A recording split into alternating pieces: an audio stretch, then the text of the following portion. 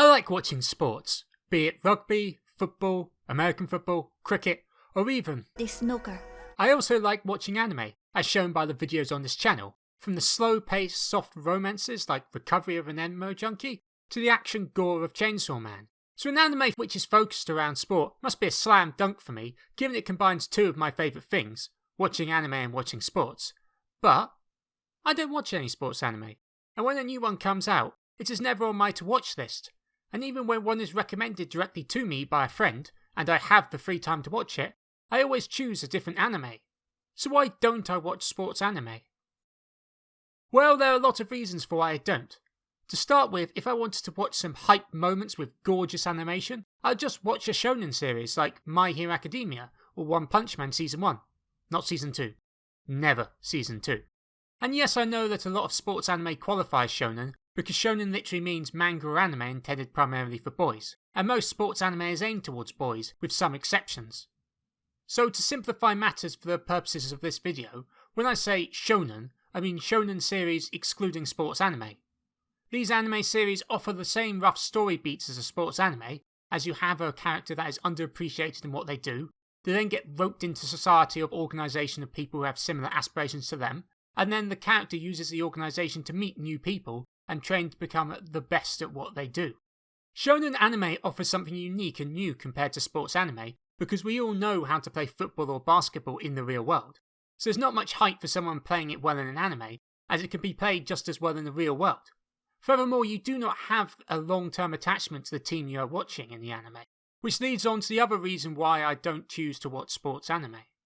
The attachment that most sports fans, such as myself, have to the match that is being played, and thus most of the enjoyment gained from watching it, is also usually attached to a specific team, such as the Atlanta Falcons, rather than for a specific player or person, as players come and go, whereas the club remains forever, and that is what sports anime lack, as rather than focus on a team, they instead focus on one or two players and their growth in the team.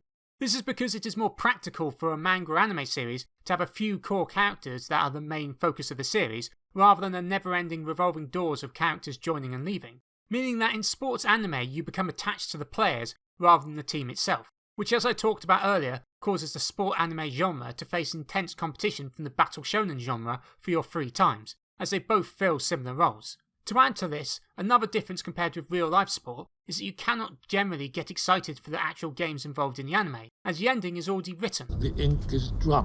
So the outcome is whatever the author wants to happen, rather than the unpredictable mess that is live sports. Which can lead you to think, why would I want to watch a sports game where the ending has already occurred, over another shonen series, where nearly anything could happen? Or, alternatively, you could just watch a real life normal live game, like I do, which ties into my final point. But before that, a quick PSA. Please, for the love of God, don't watch a Falcons home game in London, as every time they get a first down, the announcer states, "That's another Falcons!" and plays this deafening squeak sound. So if you're near a speaker, which is guaranteed if you're not getting the hyper-expensive London game tickets, you'd be lucky to be able to hear anything after the game. The final thing that I would be remiss to mention is that any time spent watching anime is time spent not watching live sport. They are mutually exclusive in this aspect, so the question to end on is this. If you are already watching live sport and you like watching anime, why do you use your limited remaining free time on watching a sports anime over something like Free Ren or Kaguya-sama? Both offer a unique watching experience, whereas sports anime is just like watching real life sports, and I already enjoy watching that. So why do I need an anime version of it when the real life version is already exceptional? So to conclude, why do I not watch sports anime? It's because I'm too invested in real life sports, and would rather watch alternative anime that gives similar but more unpredictable highs.